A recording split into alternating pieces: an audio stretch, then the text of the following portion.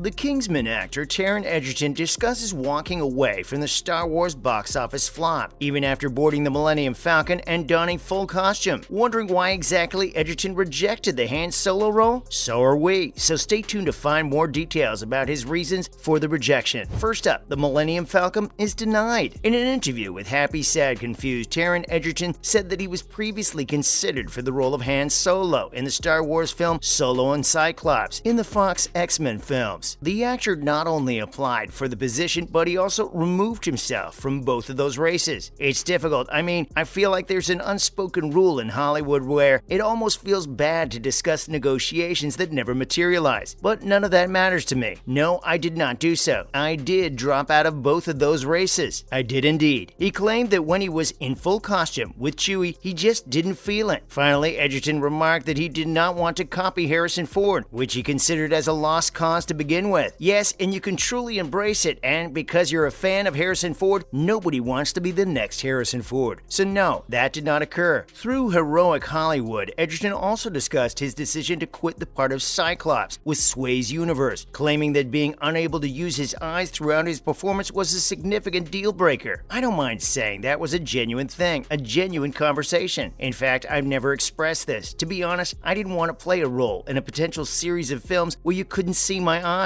So the discussion never advanced. I sensed instantly and intuitively that the eyes are windows to the soul. That would be difficult for me, and it wasn't a really tempting idea. They never offered me anything, but there was a chat, a real conversation that never went anywhere. Moving on, could Egerton be cast in Star Wars? There were two significant roles that Taron Egerton not only did not get, but also appears to have denied on purpose. It simply goes to show how cautious the actor is with the projects he accepts. But might he play someone else in the Star Wars movie? It certainly is possible. With so many different series and films in the pipeline, there must be something suited for the performer. Based on his recent acts, it's logical to expect him to join the Lucasfilm train for an original role. If you're wondering what happened to Alden Ehrenreich, the actor who played Han Solo, he recently made news when it was announced that he will be appearing in Marvel Studios' Disney Plus series, Ironheart, next year. There was no information offered concerning his function. Solo is now available on Disney Plus, while Ironheart will be available sometime next year. Following that, MCU. Taron Egerton dispels Wolverine rumors. Ms. Marvel's conclusion resulted in one of the most momentous disclosures in recent Marvel Cinematic Universe media. Kamala Khan is the first mutant to appear in the Marvel Cinematic Universe. An event of that scale generated discussions among fans about when an organization like the X-Men may truly make their appearance. Wolverine, one of the team's most well-known members, is a figure who fans are anxious to see on the big screen, sooner rather than later. Taron Egerton's name has recently come up frequently when the issue of who should play the Furious Canadian in the Marvel Cinematic Universe is considered. According to reports, the actor has stated that portraying the renowned part would be exciting for him and that he would be pleased to do it. Recent remarks by Egerton appear to confirm that he has already addressed the status of Batman with Marvel. It now appears that they were misunderstood, since the actor involved has come forward to clarify the matter. Up next, when will Wolverine appear in the Marvel Cinematic Universe? Many other actors have been suggested in connection with the role of Wolverine. Therefore, it is not limited to Taron Egerton. Popular fan castings include Anthony Starr from The Boys and Daniel Radcliffe from Harry Potter, who have both earned a lot of attention and hype. According to a recent report, fans may have to wait a while before seeing a new Wolverine on the scene. According to a recent report, Marvel may have contractually prohibited from casting any new X-Men until 2025. If this is correct, it may explain why the X-Men have yet to be adapted for the big screen. This might mean that fans won't see a new version of their beloved X-Men until Phase 7 or the next big MCU saga in general. There is also the potential that this will not occur at all. Before that happens, the proposed animated X-Men 97 show is likely to be the next best thing for the world to witness. According to reports, the Joker sequel would have a significant role for Batman's Arkham Asylum. In 2019, Joker was introduced as a standalone experience that will delve into the origins of the wicked figure of the same name. The film, directed by Todd Phillips and starring Joaquin Phoenix as Arthur Fleck, was the first to include the character in the DC Extended Universe. It depicted the story of a man who made a sequence of terrible mistakes that led to his elevation to the position of Crown Prince of Crime. Despite the fact that it was meant to be an Elseworld story, Joker was a financial success, which led to the creation of a sequel being approved. In addition to making $1 billion, the picture Joker was nominated for many Academy Awards, including Best Actor for Joaquin Phoenix. According to previous reports, work on the second episode of the Joker film would begin in 2023. And now, a key new piece of information about the next DC film is accessible online. Moving on, Joker 2 highlights Arkham Asylum. Following the announcement of Joker 2's release date of 2024, the Wrap speculated that a lot of the sequel's action will take place within Arkham Asylum. Arthur Fleck, played by Joaquin Phoenix, may be seen in the last sequence of Joker, which takes place within Arkham Asylum. A member of the staff inquires about Fleck's progress. In reaction to his uncontrolled laughter, an Arkham employee asked Fleck what the joke was, and Fleck responded by laughing even harder. "You wouldn't comprehend it," said Fleck in answer to the query. It's likely that a continuation of this scene will be revealed in the second film to settle the mystery of what really happened at the end of the first film. Following that, how Arkham fits into the Joker 2 conundrum. In many ways, making Arkham Asylum a significant setting in Joker: The Killing Joke makes sense, especially considering the events of the last picture. It's possible that the sequel may focus on Arthur Fleck's time in Arkham. This will provide viewers with critical information about how the once normal Gotham resident descended into madness. The film's climax, which was released in 2019, generated numerous concerns about whether or not all that occurred was true. Because the cancellation of the 2019 film created many of these issues, the sequel will show the genuine circumstances surrounding Fleck. In DC Comics, the Joker is frequently shown as an untrustworthy storyteller, and this aspect of his character may be carried over into the sequel. It's likely that filmmaker Ryan Fleck dreamed up everything that happened in the first film. If this is the case, the tale of the adversary may not begin until the second film. As a consequence, the franchise will be able to travel back in time and explain that the events in the first film were really placed in the past, and that Fleck just inserted him into the plot to allow him to shine as the protagonist. In a future film, the roots of the DC villain Harley Quinn, as well as her relationship with the Joker, might be addressed. This is because it has been suggested that Harley Quinn would have a role in the sequel. Because Batman and Robin first collaborated in one of Gotham's most renowned buildings, it comes to reason that Arkham Asylum would play an important role in the storyline. Finally, DC's Supergirl movie could die. The magazine Rolling Stone recently released an article explaining why Warner Brothers decided to terminate Leslie Grace's Batgirl, as well as an update on Sasha Calle's Supergirl. Calle will make her debut as the Girl of Steel in 2023's The Flash, and was set to star in her own film, but that may now be in jeopardy. Other DC projects may be squashed, according to the popular publication, with insiders suggesting the Supergirl movie isn't anticipated to proceed further at Warner Brothers, despite being in production at the studio. In 2021, it was reported that Warner Brothers planned to film Supergirl within the following 3 years, with filming beginning in 2024. Rumors circulated that DC intended to employ Calle's Supergirl in lieu of Superman in the DCEU in the future, but that may no longer be the case. Well, that marks the end of our video for today. We hope you enjoyed it. On your way out, make sure to hit that subscribe button. Thanks for watching.